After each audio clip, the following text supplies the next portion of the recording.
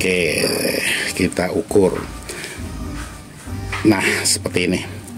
Jadi kalau diukur seperti ini dia tidak mau nyambung. Padahal di sini kalau diperhatikan untuk di bagian dalamnya ini, mudah-mudahan sahabat-sahabat bisa kelihatan. Nah, ini masih normal. Apakah diodanya itu yang rusak? Belum tentu diodanya rusak. Nah, di sini ada satu komponennya seperti ini.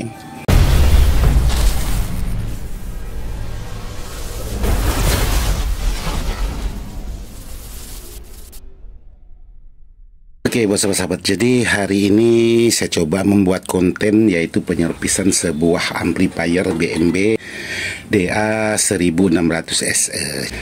Jadi untuk permasalahan untuk sebuah power atau ampli BMB ini, jadi seperti ini.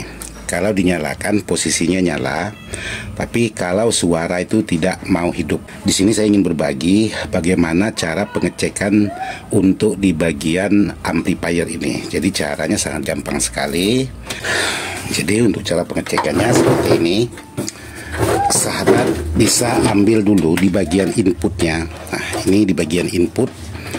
Ini bacaan input. Jadi saya ambil dulu sebelah R-nya, saya masukkan seperti ini. Ini untuk pengecekan permasalahan. Jadi permasalahan dari mana disebabkan, apakah dari power atau di bagian yang lain. Oke, setelah masukkan di bagian input,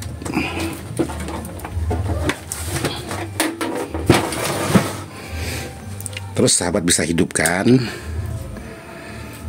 Lalu sahabat angkat semua volumenya, fullkan. Lalu sahabat sentuh di bagian ini. Jadi sahabat bisa lihat di bagian lampu indikatornya ini, yaitu lampu sinyal. Nah, sahabat bisa sentuh. Jadi kalau dia nyala berarti suaranya keluar. Oke, jadi ini tidak mau nyala walaupun volume ini sudah saya fullkan semua. Jadi ini tidak mau menyala untuk di bagian lampu sinyalnya. Terus di sini saya coba pindahkan lagi sebelah bawah. Oke. Sentuh lagi seperti ini. Ini tetap tidak mau keluar atau tidak mau nyala untuk di bagian lampunya. Jadi untuk kerusakannya belum bisa diketahui. Nah, untuk permasalahannya atau untuk cara pengecekannya, sahabat bisa lepaskan ini. Ini ada jumperan, yaitu jumperan antara tune dengan power. Jadi sahabat bisa lepaskan antara jumperan ini. Oke, jumperannya seperti ini. Jadi sahabat bisa tes di bagian in, karena di sini ada dua, ada out, ada in. Nih, ada in, ada out. Jadi sahabat bisa ambil di bagian in. Saya coba yang bawah dulu, yang warna merah. Oke, saya coba lagi pengecekan apakah lampu sinyalnya nyala atau tidak. Nah, di sini lampu sinyalnya tetap tidak mau nyala. Nih, jadi saya bisa mengambil kesimpulan permasalahan ini bukan dari tune control, tapi bisa disebabkan dari power, juga bisa disebabkan dari pius atau tegangannya putus atau tersumbat tegangannya. Jadi ini tidak mau nyala sekali. Oke, sekarang saya lanjut, saya buka dulu untuk di bagian penutupnya.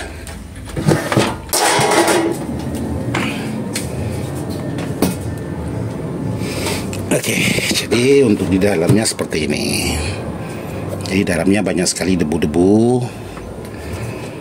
Jadi debu ini bisa dibersihkan dulu.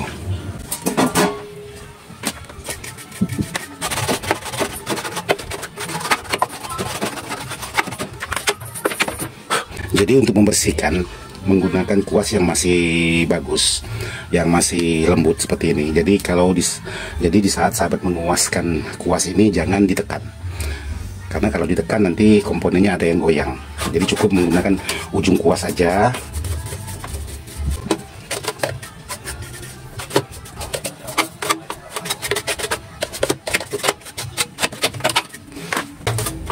Oke. Jadi kalau untuk pengecekan seperti ini, di sini ada pius, bisa sahabat cek dulu apakah piusnya putus atau tidak. Jadi bisa sahabat cek dulu. Karena untuk penyerpisan amplifier BMB ini sangat banyak dipertanyakan oleh sahabat-sahabat. Ini piusnya saya lepas dulu. Ada dua pius yang terhubung dari trafo menuju ke bagian power supply. Oke. Jadi di sini sahabat bisa ambil mau dari skala 100, skala 10, kali 10, kali 100 atau kali 1. Jadi saya di sini biar agak lebih sensitif saya ambil kali 100. Oke. Ini mudah-mudahan sahabat-sahabat bisa jelas kelihatan untuk di bagian apometernya. Oke, jadi sahabat bisa ukur seperti ini. Kadang-kadang fuse ini kalau kita perhatikan dari luar itu biasanya sepertinya nyambung, tapi kalau diukur itu biasanya udah putus. Karena biasanya putusnya itu kelindung ke bagian penutup ini. Putusnya di bagian pangkalan ini biasanya. Kalau dia putus di bagian tengah-tengah ini itu biasanya kelihatan. Tapi kalau putus di bagian pangkal ini biasanya tidak kelihatan. Kalau kita perhatikan memang dia masih normal, masih oke, masih mulus. Tapi di saat kita ukur seperti ini dia tidak nyambung. Nah, seperti ini. Nah, ini udah tidak mau bekerja lagi. Kalau diperhatikan untuk di bagian fuse-nya ini kabelnya masih bagus. Oke, sekarang yang satunya lagi. Nah, ini masih oke juga. Nah, ini udah tidak nyambung juga. Oke, multinya normal nih. Jadi kalau diukur seperti ini dia tidak mau nyambung. Padahal di sini kalau diperhatikan untuk di bagian dalamnya ini, mudah-mudahan sahabat-sahabat bisa kelihatan. Nah, ini masih normal untuk di bagian kabel, untuk di bagian fuse dalamnya atau di bagian isi dalamnya. Jadi sahabat-sahabat kalau menemukan hal-hal seperti ini, ya utama sahabat bisa cek dulu di bagian fuse-nya, apakah fuse-nya ini nyambung atau tidak. Jadi tidak bisa dipandang secara kasat mata seperti ini. Kadang-kadang ya seperti ini dipandang masih bagus, masih oke, tapi kalau diukur ini tidak nyambung lagi. Nah, sama dua-duanya udah tidak nyambung lagi. Jadi kalau kita ambil fuse yang baru,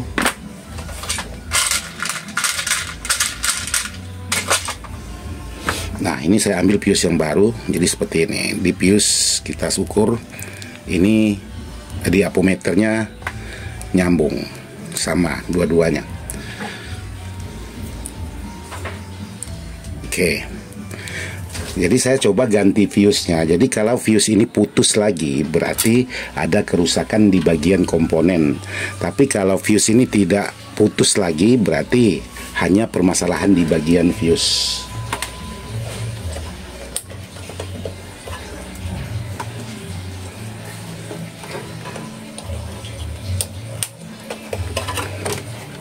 Cukupin ada. Oke, jadi sekarang saya coba nyalakan. Biasanya kalau fuse itu putus, itu apinya kelihatan. Oke, sekarang saya coba nyalakan.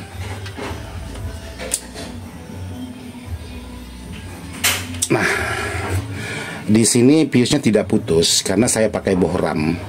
Nah, kalau pakai bohram seperti ini, kalau saya nyalakan. Nah, ini saya nyalakan. Di sana ada bohram saya.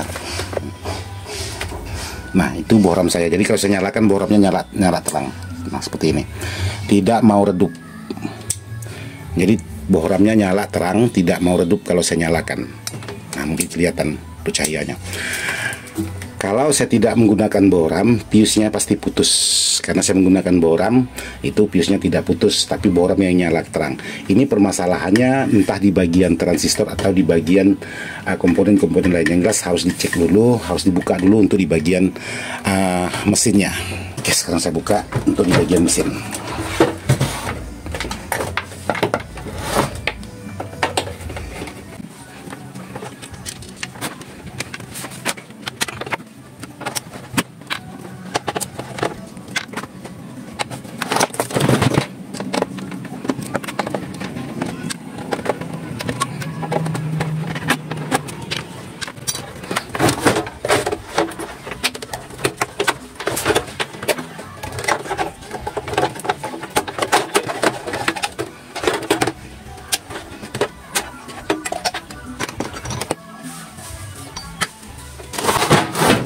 Oke, jadi seperti ini untuk di bagian mesinnya.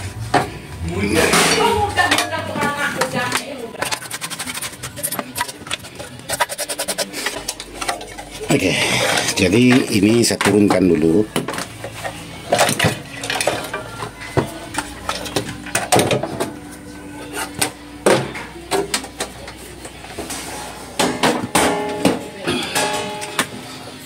Jadi untuk di bagian dalam, karena barang ini mumpung dibuka atau terlanjur dibuka, jadi seperti kipasnya ini juga sahabat bersihkan. Jadi untuk membersihkan ini kadang-kadang kita menyepelekan, nanti aja sekalian setelah selesai, itu kadang-kadang kelupaan. Oke, jadi di sini untuk pengecekan sebuah permasalahan. Jadi untuk permasalahan di sini tadi ada pius. Sahabat bisa cek dari pius ke bagian CT-nya dulu. Jadi sahabat-sahabat harus mencari di mana letak CT-nya. Itu sahabat harus cari. Jadi sahabat bisa ukur seperti ini. Nah, seperti ini. Ntar multi saya kadang-kadang masalah nih. Ini kadang-kadang nggak mau nih. Kadang-kadang mau. Oke, jadi untuk pengukuran atau pengecekan, sahabat-sahabat bisa cek dulu, yaitu di bagian fuse-nya tadi. Di bagian fuse-nya tadi, ini bagian fuse-nya. Nah, ini fuse-nya. Jadi sahabat bisa tes di bagian fuse ke bagian CT. Jadi sahabat-sahabat harus cari letak posisi CT-nya di mana. Nah, seperti ini. Jadi sahabat bisa tes dulu untuk di bagian apometernya. Oke, jadi sekarang kita tes. Di sini ada konslet antara tegangan dengan CT. Nah, seperti ini. Kita bolak-balik dia tetap short seperti ini. Terus yang satunya lagi. Nah, karena fuse-nya dua-duanya udah putus. Kalau ini sih kurang. Yang parah konsletnya ini, yang ini tegangan yang satu. Nah, ini. Oke, jadi di sini bisa didapatkan kesimpulan untuk permasalahan sahabat. Tinggal selusuri dari soket AC masuk ini, terus diseberangkan oleh fuse ini, diseberangkan oleh fuse, terus dari fuse sahabat bisa selusuri skema ini. Ini langsung masuk ke bagian dioda. Diodanya posisinya di dalam ini. Posisinya. Jadi kalau sahabat mau lihat diodanya harus buka dulu semuanya ini. Jadi kalau tidak dibuka tidak bisa kelihatan. Nah, seperti ini. Di dalam ini diodanya atau di lindung kipas. Nah, ini dua-duanya fuse setelah dari soket AC-nya tadi, ini langsung menyeberang melalui fuse menuju ke dioda. Ini ada dioda sisirnya. Jadi dioda sisir ini bisa sahabat ukur lagi. Di sini untuk dioda sisir, saya coba ukur antara tegangan dengan maksudnya antara tegangan input dengan tegangan outputnya. Itu sahabat bisa ukur seperti ini untuk di apometernya. Ini ada pergerakan juga. Pergerakan ini dia tidak imbang di sini. Jadi kalau kita ukur seperti ini lama-lama dia akan turun sendiri untuk di bagian apometernya, berarti normal.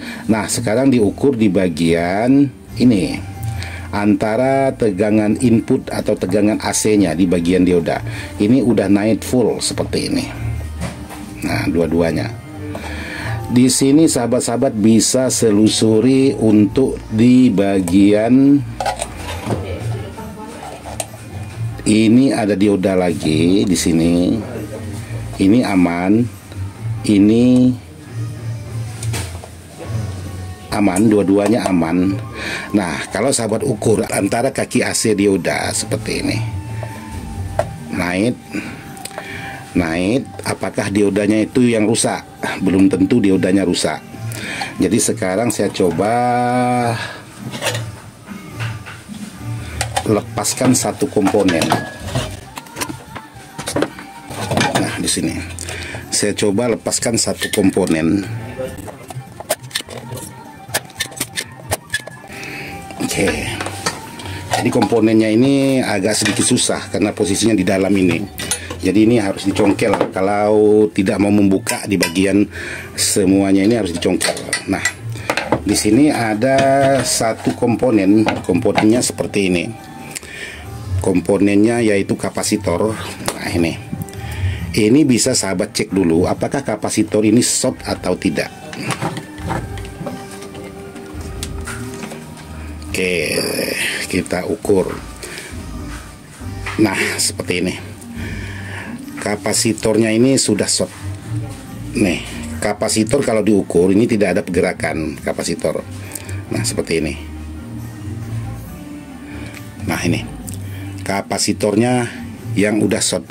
Sekarang saya ukur lagi di bagian tegangan AC-nya tadi apakah masih naik atau tidak. Oke, jadi seperti ini. Ini udah tidak mau, ini sudah tidak ada pergerakan lagi untuk di bagian apometer saya. Kalaupun diukur di bagian pius tadi ke bagian CT, ini udah aman juga. Nah, seperti ini.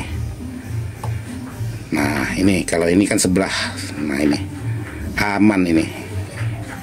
Jadi kalaupun ada pergerakan ini tidak full, tidak mentok. Nah, sekarang saya coba untuk memasangkan tegangan, mengembalikan. Jadi ini saya ganti. Jadi kapasitor yang rusak tadi saya ganti. Oke, jadi saya ganti menggunakan NKF seperti ini.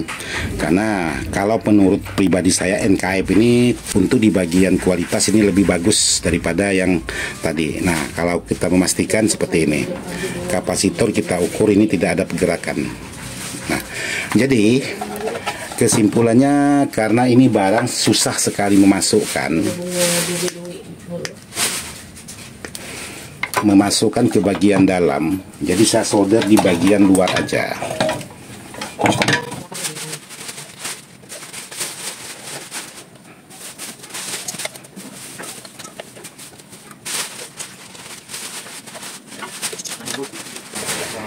Oke, jadi ini sudah saya ganti, saya tempelkan dari luar karena kalau mau memasukkan ke bagian dalam ini saya harus membuka semua. Nah, untuk di bagian yang lain ini sahabat harus perhatikan juga apakah ada solderan yang udah kendor atau gimana, ini juga harus sahabat perhatikan. Jadi kalau memang ada, menurut pandangan sahabat-sahabat ada yang kendor, sahabat bisa solder ulang. Jadi ini kalau saya perhatikan, kalau saya goyang di sini, ini kakinya ada yang goyang. Jadi tangan saya ini menggoyang, menggerakkan di bagian komponen ini. Jadi saya perhatikan di bagian belakang. Kalau memang sudah ada goyang, diperhatikan dari belakang, itu harus sahabat solder. Oke, jadi untuk pekerjaan supaya tidak dua kali, saya nek dulu untuk menyolder di bagian komponen ini.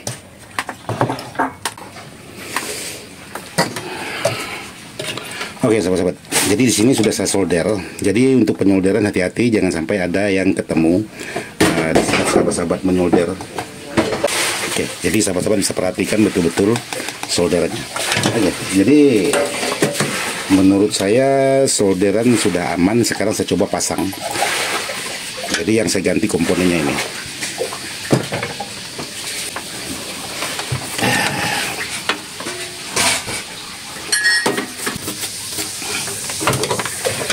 Oke. Jadi untuk pemasangan ini sahabat-sahabat harus ingat tata letak yang sahabat copot tadi, jangan sampai salah.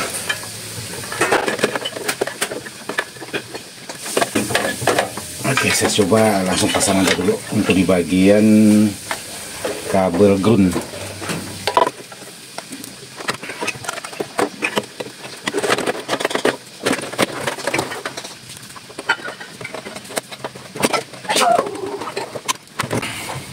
Oke, lanjut ke pemasangan kabel. Jadi pemasangan kabel, untuk kabel di bagian tun harus sahabat pasang, jangan tidak dipasang. Oke, terus di sini ini kabel tegangan. Di sini ada beberapa kabel, hati-hati jangan sampai ketukar.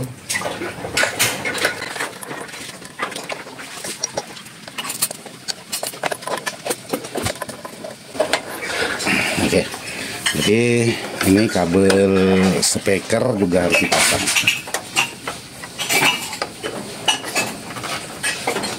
Oke. Jadi sekarang saya coba nyalakan.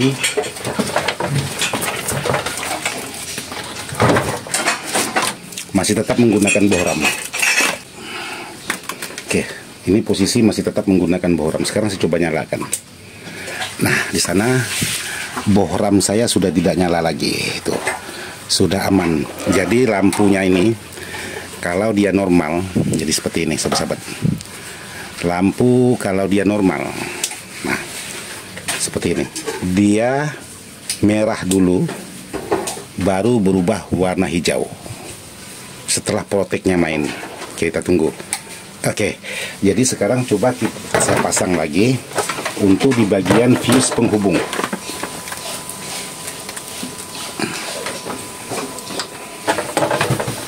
Ini sebelum saya pasang, saya matikan dulu biar kerjanya enggak dua kali.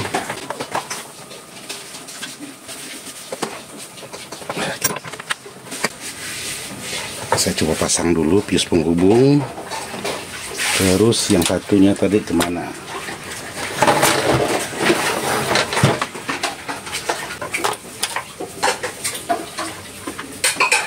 Oke, pasang dua-duanya.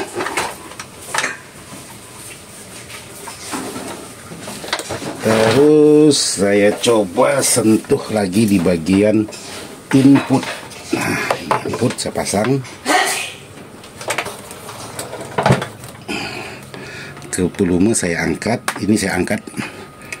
Nah, lampunya sudah nyala nih. Nah, seperti itu. Sekarang saya pindah lagi ke bagian input yang sebelah. Oke, balan-balan.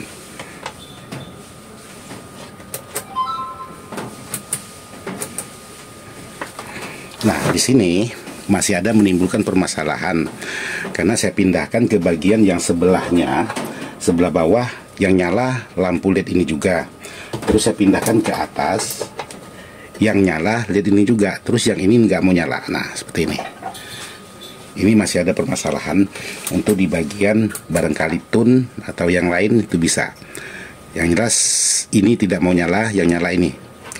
Jadi untuk penyerpisan, karena durasinya sudah sangat panjang, jadi sahabat bisa cek dulu di bagian fuse. Jadi kalau sahabat ganti fuse-nya putus lagi, berarti ada komponen yang bermasalah. Jadi bukan hanya di bagian fuse-nya aja, tapi di bagian komponen juga ada yang bermasalah. Jadi sahabat harus cek di bagian komponen.